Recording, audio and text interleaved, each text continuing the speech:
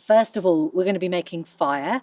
So all our fire protocols need to come back into place. So think about what they are from the learning that we've done before. You're basically making a bed of sand on the ground, like this. And that sand's going to heat up really nicely and make a cozy, warm area for those nuts to roast slowly. Of course, you can do that with any other nuts as well, chestnuts too.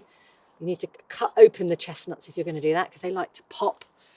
And also think about allergies of children or people in the group, because we know that nuts can also give unpleasant reactions. So we've got our nice pit here.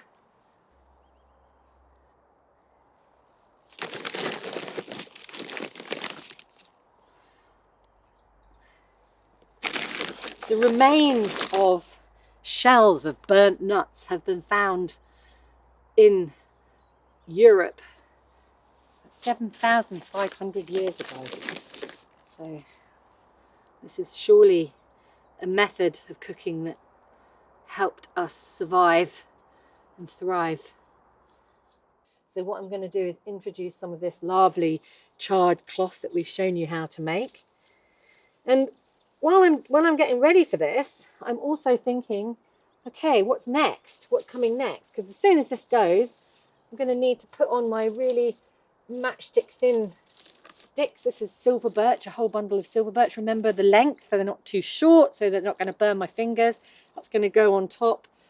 Then I'm going to put on my pencil thickness, and then hopefully some of this dry wood will just lift it. So you can see that they are a little charred, but you know, that's to be expected. It's not like I do this every day. Oh, if you could actually smell what I'm smelling, I'm actually smelling roasted hazelnuts.